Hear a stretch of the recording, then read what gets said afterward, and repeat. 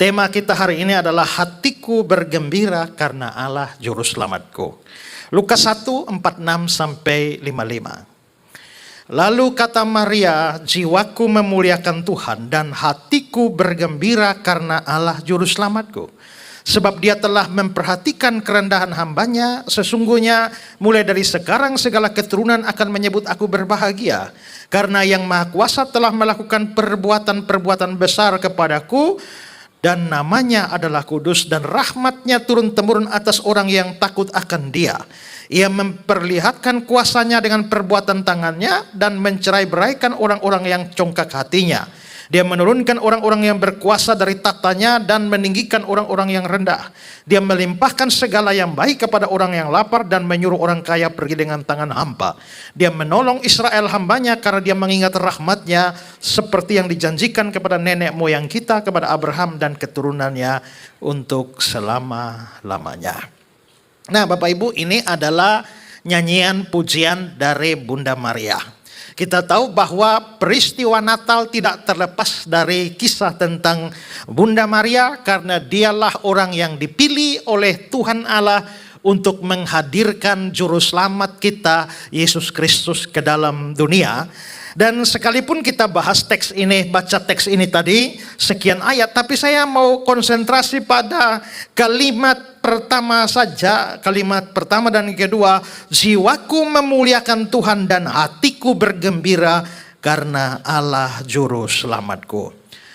Hatiku bergembira karena Allah juru selamatku. Hatiku bergembira karena Allah juru selamatku. Nah, saya mau bahas potongan kalimat ini saja. Saya potong lagi menjadi beberapa bagian. Pertama, mari kita lihat frase Allah juru selamat. Nah, di dalam pujian ini Maria jelas menyebut Allah sebagai juru selamat. Tapi siapakah Allah yang dimaksudkan Maria ini? Kenapa saya tanya siapakah Allah yang dimaksudkan? Karena ingat, kita percaya kepada Allah Tritunggal, Bapa, Anak, dan Roh Kudus. Bukan berarti ada 3 Allah, ada satu Allah saja, tetapi di dalam kealahan yang esa itu ada 3 pribadi di dalamnya. Bapa adalah Allah, Anak adalah Allah, Roh Kudus adalah Allah. Nah, waktu Maria mengatakan bahwa Allah juru selamatku, yang dia maksudkan dengan Allah di situ itu apakah itu Allah Bapa, atau apakah Yesus Kristus yang dia kandung, atau Allah Roh Kudus? Nah, saudara, walaupun Yesus yang dikandungnya itu masuk ke dalam nyanyian pujiannya dia, dan bahkan dikatakan bahwa Yesuslah yang menyelamatkan umatnya dari dosa, tapi secara natural kelihatannya yang dimaksudkan oleh Maria Allah juru selamat itu menunjuk kepada Allah Bapa, karena ini dalam konteks orang Israel. Nah, saudara-saudara, kalau begitu di sini Maria menyebut Allah Bapa atau Yahweh itu sebagai juru selamat. Dan itu memang tepat, karena di dalam perjanjian lama Allah Bapa atau yang bernama Yahweh itu memang disebut sebagai juru selamatnya orang Israel. Coba kita lihat Yesaya 43 ayat 3. Sebab akulah Tuhan. Saudara, kalau saudara baca Alkitab, kata Tuhan itu ada 2 macam ya, dua model penulisan. Penulisan pertama kayak begini, T-U-H-A-N besar semua. Tapi yang kedua itu cuma T-nya saja besar, U-H-A-N kecil. Kalau cuma T-nya yang besar, yang lain kecil, itu dari kata Ibrani Adonai. Tapi kalau semua huruf besar, T-U-H-A-N besar, itu dari 4 huruf mati, Yod, He, Waw, He, Yahweh dibaca. Nah, karena itu saya kasih dalam tanda kurung ya. Sebab akulah Yahweh Allahmu yang Maha Kudus, Allah Israel juru selamatmu. Berarti kita bisa melihat bahwa Yahweh itu disebut sebagai juru selamat. Atau juru selamat itu adalah Tuhan Allah Yahweh. Bukan hanya itu, bahkan Yahweh satu-satunya juru selamat. Seperti dikatakan dalam kitab Hosea pasal 13 ayat 4. Tetapi aku adalah Yahweh Allahmu sejak di tanah Mesir. Engkau tidak mengenal Allah kecuali aku, dan tidak ada juru selamat lain selain aku. Kalau begitu Maria menyebut Allah sebagai juru selamat, dan itu tepat sesuai dengan teologi perjanjian lama. Allah itu juru selamat, dan juru selamat itu hanya Allah. Nah, kalau Allah itu juru selamat dan juru selamat itu hanya Allah, yang bukan Allah itu bukan juru selamat. Sekarang kalau kita lihat Matius 1 ayat 21, dia akan melahirkan anak laki-laki, itu Yesus ya, dan engkau menamakan dia Yesus karena dialah yang akan menyelamatkan umatnya dari dosa mereka. Siapa yang menyelamatkan? Yesus. Lukas 2 ayat 11, hari ini telah lahir bagimu juru selamat, yaitu Kristus. Sekarang logikanya pikir begini, juru selamat itu Yahweh atau Tuhan Allah, dan dia satu-satunya juru selamat. Yang bukan Yahweh tidak bisa jadi juru selamat. Yang juru selamat pasti Allah Yahweh. Sementara dua ayat ini, Matius 1:21, Lukas 2 ayat 11, Yesuslah juru selamat. Kalau begitu kesimpulannya, Yesus itu adalah Allah, bahkan dia juga adalah Yahweh sendiri. Saudara, seringkali orang berpikir bahwa Yahweh itu hanya Bapa. Oh, Bapa Yahweh. Lalu Yesus bukan Yahweh, Roh Kudus bukan Yahweh. Salah. Allah Bapa itu adalah Yahweh, Anak itu adalah Yahweh, Roh Kudus itu adalah Yahweh, dan itu bisa ditunjukkan dengan banyak data Alkitab. Tetapi di sini kita jelas mengatakan, jikalau juru selamat hanya Allah dan Yesus jadi juru selamat, itu artinya bahwa Yesus itu memang adalah Allah. Nah, tapi ini bukan berarti Yesus sama dengan Bapa. Tidak. Karena Tritunggal yang sejati itu mengatakan bahwa Bapa, Anak, dan Roh Kudus itu memang hakikatnya sama dan satu, tetapi pribadinya beda. Jadi Bapa bukan Anak, Anak bukan Roh Kudus bukan Bapa. Hati-hati dengan ilustrasi Tritunggal itu seperti saya ya di gereja sebagai gembala, di kampus sebagai dosen, tapi di yayasan sebagai pembina yayasan. Tapi orangnya satu, yaitu Ezra. Itu namanya satu pribadi tiga peran. Satu pribadi tiga jabatan. Satu pribadi tiga fungsi. Tritunggal itu tidak seperti itu. Karena tidak mungkin gembalanya, dosennya, sama pembina yayasannya ngumpul bertiga dan ngobrol. Kan tidak bisa.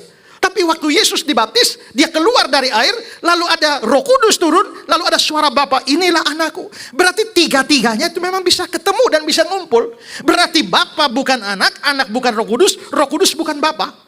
Tapi ketiganya adalah Allah yang Esa. Nah, karena itu saudara-saudara, Yesus di sini, Allah Bapa disebut sebagai juru selamat. Yesus juga disebut sebagai juru selamat. Tapi apakah kalau begitu Yesus adalah Bapa? Tidak. Yesus tetap pribadi yang berbeda dengan Bapa. Nah, kadang-kadang kita bisa lihat ya bahwa di sini kita bisa lihat tadi, kalau begitu Allah Bapa juru selamat, yes. Yesus juru selamat, yes. Berapa juru selamat? Ada dua kah? Yesaya 44 ayat 24. Akulah Yahweh yang menjadikan segala sesuatu. Seorang diri membentangkan langit. Siapakah yang mendampingi aku? Ini katanya Yahweh satu-satunya seorang diri. Padahal bukankah Allah Bapa mencipta? Bukankah Yesus juga mencipta? Kejadian 1 ayat 3, Ibrani 1 ayat yang ketiga, Kolose 1 ayat 16, Yohanes 1 ayat 3. Yesus turut mencipta. Tapi meskipun Bapa mencipta, Anak mencipta, Roh Kudus mencipta, tapi Yahweh sendiri mencipta. Kalau begitu sama pengertiannya. Bapa itu juru selamat, Yesus juru selamat. Tapi itu bukan berarti kita punya dua juru selamat. Kita punya satu Yahweh, satu Tuhan yang adalah juru selamat. Nah, poinnya apa di sini? Poinnya begini. Yang jadi juru selamat hanya bisa Tuhan Allah. Manusia tidak bisa jadi juru selamat. Nabi tidak bisa jadi juru selamat. Rasul tidak bisa jadi juru selamat. Malaikat juga tidak bisa jadi juru selamat. Manusia bisa jadi juru mudi, ya, apalagi juru mesin, juru kunci, juru kamera, juru tulis, juru sita, dan lain-lain. Itu bisa. Tapi kalau juru selamat itu tidak bisa. Kalau juru selamat dalam pengertian jasmani bisa. Misalnya saya ada utang 100 miliar. Tidak bisa bayar, siap dibunuh mati. Tiba-tiba Bapak datang bayar 1 miliar. Saya akan anggap Bapak juru selamat saya. Tapi bukan juru selamat dalam pengertian rohani. Juru selamat dalam hal jasmani yaitu juru selamat saya dalam hutang saya. Tetapi kalau juru selamat secara rohani itu adalah bukan menyelamatkan dari hutang, tapi menyelamatkan dari kebinasaan kekal. Menyelamatkan dari kebinasaan neraka. Menyelamatkan dari hukuman Allah atas orang berdosa. Itu hanya bisa dilakukan oleh Tuhan Allah sendiri. maka siapapun itu tidak bisa menyelamatkan. Agama lain mengatakan bahwa Yesus hanya nabi. Kalau Yesus hanya nabi, dia tidak bisa selamatkan. New Age mengatakan Yesus hanya guru. Kalau dia hanya guru, guru tidak bisa menyelamatkan. Saksi Yehova berkata Yesus itu penghulu malaikat Mikael. Kalau Yesus hanya penghulu malaikat pun tidak bisa menyelamatkan. Karena satu-satunya yang bisa menyelamatkan itu hanya Tuhan Allah saja. Ya, Erwin Lutzer itu di dalam bukunya mengutip kata-kata dari Uskup Mole. Dia bilang begini, seorang juru selamat yang tidak sepenuhnya Allah adalah sama seperti sebuah jembatan yang putus pada ujungnya. Kalau juru selamatnya bukan Allah, tidak bisa. Kenapa? Karena juru selamat itu mau menyelamatkan kita dari dosa, maka juru selamatnya tidak boleh berdosa. Kalau saya berdosa, lalu datang juru selamatnya berdosa juga. Nah, apa bedanya saya sama juru selamat? Kalau saya orang berdosa, saudara orang berdosa, juru selamatnya harus tidak berdosa. Dan yang tidak berdosa itu, tidak ada manusia yang tidak berdosa. Semua manusia berdosa. Mulai dari nenek moyang kita Adam dan Hawa itu orang berdosa. Maka dari dua orang berdosa di atas, mereka melahirkan anak cucu itu, mana bisa di atas dosa sampai di bawah tidak berdosa. Kalau monyet laki kawin sama monyet perempuan, punya anak, apa? Monyet kan? Punya cucu? Monyet kan? Punya cicit? Monyet kan? Sampai generasi ke-117 dan seterusnya juga monyet. Maka kalau di atas berdosa, semua sampai di bawah itu berdosa semua. Maka tidak mungkin ada manusia jadi juru selamat karena manusianya dosa. Kalau begitu yang jadi juru selamat siapa? Yang jadi juru selamat harus yang tidak berdosa. Dan yang tidak berdosa hanyalah Tuhan Allah. Ya kan? Nah, karena itulah maka di sini dari kata-kata Maria, Allah juru selamatku, maka juru selamat harus Allah. Dan karena itu Yesus Kristus yang lahir hari Natal itu haruslah kita terima sebagai Allah. Kalau juru selamatnya itu Allah, maka jangan percaya yang non Allah sebagai juru selamat. Dan yang kedua, jangan usaha menyelamatkan diri sendiri karena saudara bukan Tuhan Allah. Saya bukan Tuhan Allah. Tapi banyak orang di dunia ini berusaha menyelamatkan diri sendiri. Lewat apa? Lewat berbuat baik, lewat berusaha untuk amal salehnya. Tapi saudara-saudara, amal saleh itu bisa diterima asal amal salehmu tanpa dinodai satu dosa. Tapi kalau kamu beramal saleh tapi tahu-tahu tambah satu dosa, tidak bisa itu. Semua amal saleh bisa diterima asal amal salehnya sempurna tanpa dosa satu. Saudara berbuat baik? Ya. Ada dua berbuat baik? Ada. Bisa berbuat baik 10? Ada. Tapi apakah saudara berbuat baik sempurna?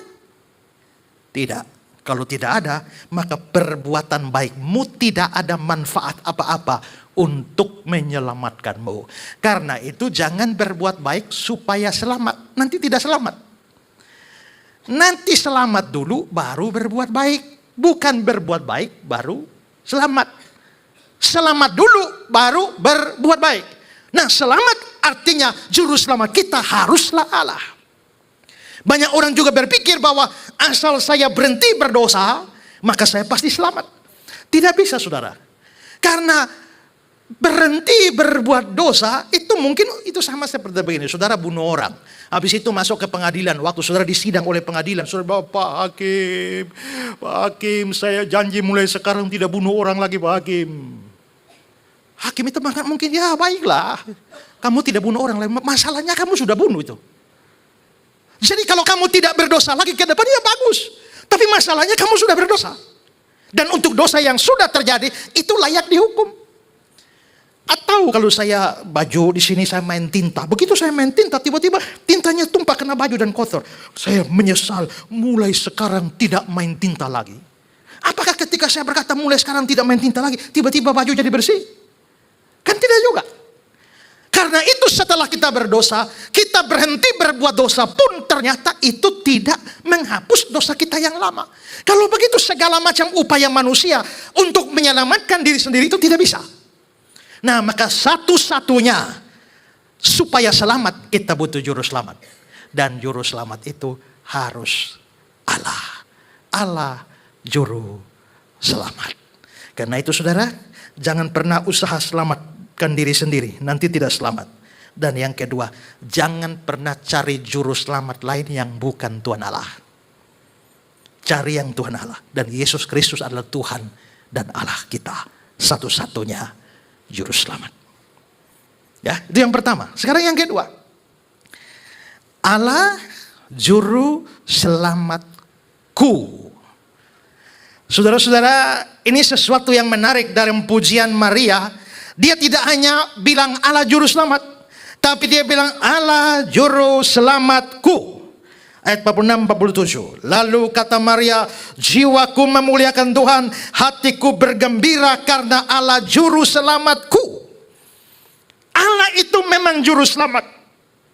Tapi dia bukan hanya juru selamat, dia juru selamatku, kata Maria. Kalau begitu Maria berkata Allah juru selamatku, ini mengandung dua implikasi. Pertama adalah ini berarti Maria membutuhkan juru selamat. Kalau Maria tidak butuh juru selamat, tidak mungkin dia bilang Allah juru selamatku. Kalau dia mengatakan Allah juru selamatku, berarti memang Maria membutuhkan juru selamat. Mengapa Maria butuh juru selamat? Karena Maria butuh diselamatkan. Diselamatkan dari apa? Diselamatkan dari dosa. Sudah tentu yang ada di dalam pikiran Maria, karena Yesus yang dikandungnya dikabarkan oleh malaikat sebagai orang yang menyelamatkan umatnya dari dosa. Matius 1 ayat 21. Dialah yang akan menyelamatkan umatnya dari dosa. Jadi kalau Maria menganggap Allah juru selamatnya, berarti Maria sadar diri bahwa sekalipun dia dipilih untuk melahirkan Mesias, melahirkan juru selamat, tapi sebenarnya dirinya juga adalah orang berdosa yang butuh, yang perlu diselamatkan. Kalau Maria sebagai orang berdosa, dia tidak memerlukan juru selamat atau dia tidak mempunyai juru selamat, maka Maria pun tak bisa diselamatkan dan akan pergi ke neraka. Seorang penafsir namanya Matthew Henry, dia bilang begini, bahkan ibu Tuhan kita memerlukan dia, memerlukan Yesus sebagai juru selamatnya, karena dia pun akan binasa tanpa dia. Maria pun akan binasa tanpa Kristus. Saudara perhatikan di sini, jikalau Maria yang mengandung Yesus, itu pengorbanan luar biasa. Pertama saudara, Maria itu tahu-tahu hamil di luar nikah. Walaupun dengan Yusuf sudah tunangan, tapi tunangan orang Israel itu ada dua tahap. Tunangan tahap pertama waktu kecil itu boleh pisah, tidak apa-apa. Tapi tunangan tahap kedua, namanya kidusun, itu sudah dianggap suami istri walaupun belum tinggal bersama. Karena itu sudah tunangan, kalau sampai pisah itu dianggap cerai.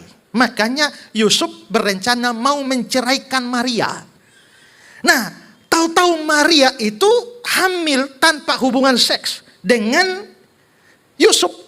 Dan itu sesuatu yang bisa mencemarkan nama Maria.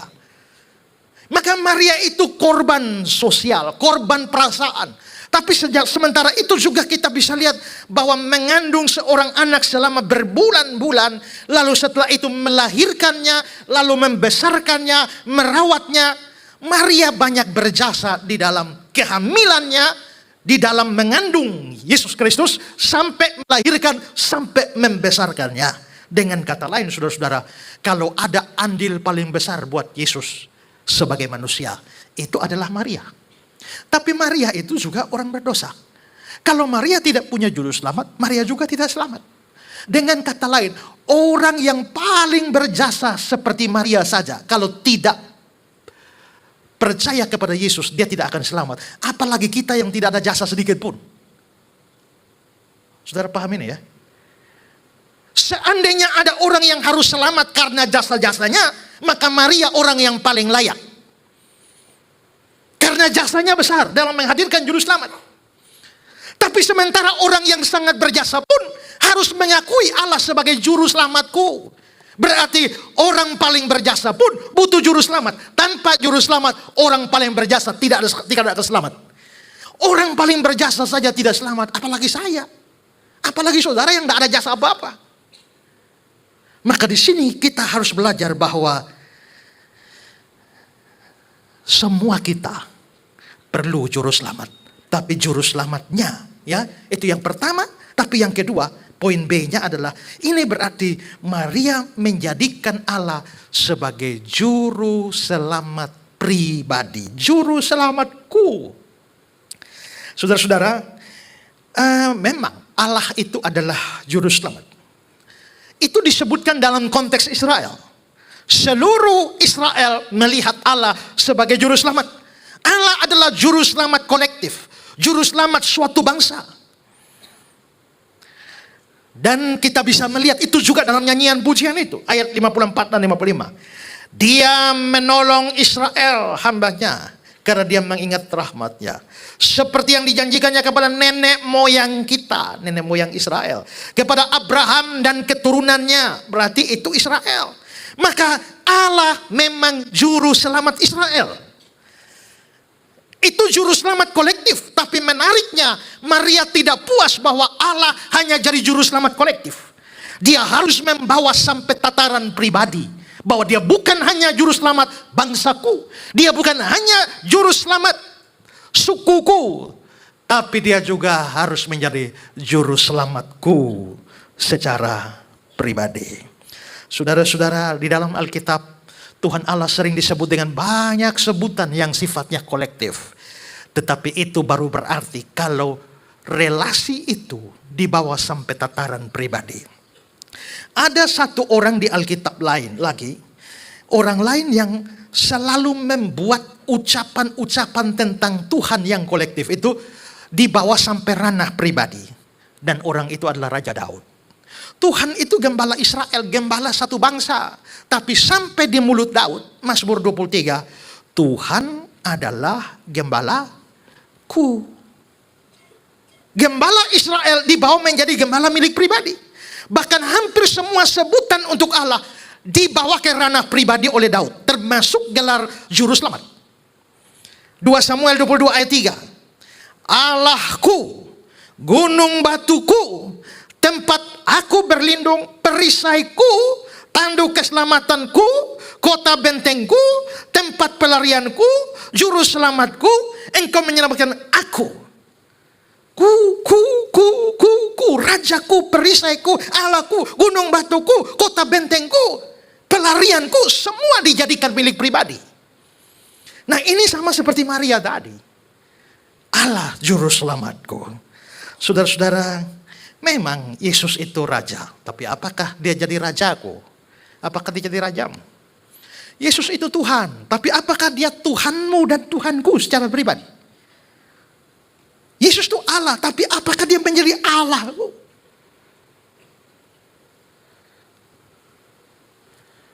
Ibu di sana ini kan istri, tapi kan bukan istriku. Ya kan? Dia memang istri benar, tapi bukan istriku. Istriku di sana. Saudara yang ini jadi suami, tapi bukan suamiku. Nah, maka dia juru selamat, tapi apakah dia juru selamatku atau tidak? Kalau dia hanya juru selamat, itu tidak bermanfaat apa-apa untuk saudara pribadi. Dia harus menjadi juru selamat pribadi. Harus ada pengalaman pribadi, harus ada relasi pribadi dengan dia.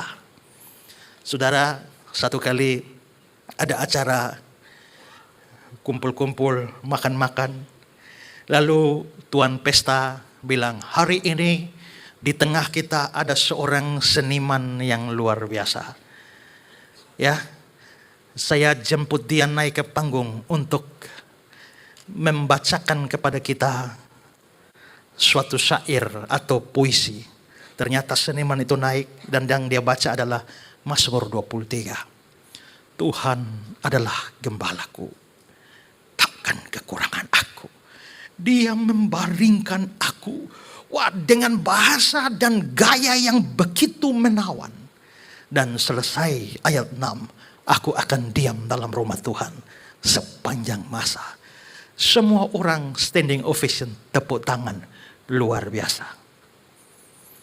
Selesai dia turun, tuan pesta bilang, di tengah-tengah kita juga ada seorang pak tua yang hadir. Dia orang tua yang jadi teladan. beri kesempatan untuk mengatakan sesuatu dari atas podium. Lalu Pak Tua itu naik, hening sesaat, diam. Pak Tua itu tutup mata, lalu tiba-tiba dia buka mata. Dia agak lihat ke atas. Tuhan adalah gembalaku. Waktu dia omong itu, air matanya jatuh. Dan pada waktu dia mengakhiri sampai ayat 6, air mata semua orang yang ada di situ jatuh. Lalu tiba-tiba seniman yang tadi naik dan dapat standing ovation naik ke podium. Dan dia berkata, saudara-saudara, mengapa waktu saya mengucapkan Mazmur 23 kalian semua bertepuk tangan? Dan mengapa ketika Pak Tua ini mengucapkan Mazmur 23 kalian semua menangis? Apa bedanya saya dan dia? Kalian bertepuk tangan waktu saya ucap Mazmur 23 karena saya mengenal Mazmur 23 dengan baik. Tapi kenapa kita semua menangis ketika Pak Tua itu membacakan Mazmur yang sama? Karena Pak Tua itu bukan hanya mengenal Mazmur 23 dengan baik, tapi dia mengenal gembala dalam Mazmur 23 itu dengan baik. Aku kenal Mazmurnya, dia kenal gembalanya. Artinya apa? Gembala di sana itu bukan hanya gembala, tapi gembala Pak Tua itu secara pribadi. Dia punya relasi yang intim dan membuat gembala itu menjadi milik pribadi. Dan ini bukan sesuatu yang kebetulan, tapi itu khas Alkitab. Pada waktu dan sementara banyak orang meragukan Yesus itu Tuhan dan Allah. Pada hari di mana Yesus bangkit dan Yesus bertemu dengan Thomas, Thomas lalu membuat pengakuan. Yohanes 20:28. Thomas menjawab dia, ya Tuhanku dan Allahku. Nah, dalam kaitan dengan juru selamat, Yesus itu juru selamat dunia. 1 Timotius 4 ayat 10 berkata, juru selamat semua manusia. 1 Yohanes 4 ayat 14, juru selamat dunia. Tapi pertanyaannya, dia jadi juru selamatmu atau tidak? Kalau dia hanya jadi juru selamat dunia, juru selamat semua manusia, tanpa menjadi juru selamat pribadimu, maka biarpun dia juru selamat dunia, dia tidak akan ada manfaatnya bagimu. Saudara jalan di sini keluar, nanti ketemu orang di sana. Ya, saudara lihat bapak, permisi, boleh tanya jam berapa? Kenapa saudara panggil dia bapak? Ya karena memang dia bapak-bapak. Tapi kan dia bukan bapakmu. Kalau kamu lihat selamat siang bapak, jam berapa bapak? Karena sudah panggil bapak, boleh minta duit bapak? Kan gak bisa, dia memang bapak tapi bukan bapakmu. Pada waktu dia bukan bapakmu, kamu tidak bisa mendapat manfaat apa-apa dari dia. Kecuali dia bapakmu, baru kamu dapat manfaat apa-apa dari dia. Dia juru selamat, tapi kalau sepanjang dia belum jadi juru selamatmu secara pribadi, maka kamu tidak dapat manfaat apa-apa. Termasuk manfaat terbesar, yaitu manfaat untuk diselamatkan. Itu tidak ada. Ya. Nah ingat Natal yang disampaikan, berita Natal yang disampaikan para malaikat, itu ada unsur universalnya, tapi ada unsur personal. Lukas 2, 10 ayat 11, 10 dan 11 ya. Sebab sesungguhnya aku beritakan kepadamu kesukaan besar untuk seluruh bangsa.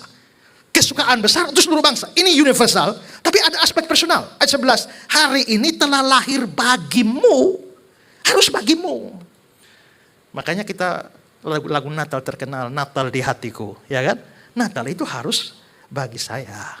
Jadi Allah juru selamat, tapi harus jadi juru selamatku. Sekarang yang terakhir, hatiku bergembira. Ya, ayat 47, hatiku bergembira karena Allah juru selamatku. Saudara, Maria bergembira. Kegembiraan ini karena apa? Karena Allah jadi juru selamat. Itu berarti bahwa kegembiraan terbesar yang harus dimiliki seorang manusia itu kalau dia punya juru selamat.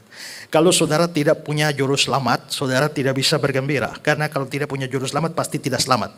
Kalau mati pasti masuk neraka. Jadi kalau hari ini saudara masih hidup, besok pagi mati, saudara langsung masuk neraka. Maka saudara mau bergembira apa malam ini? Saudara, masalahnya kita juga tidak tahu mati kapan kan? Ya.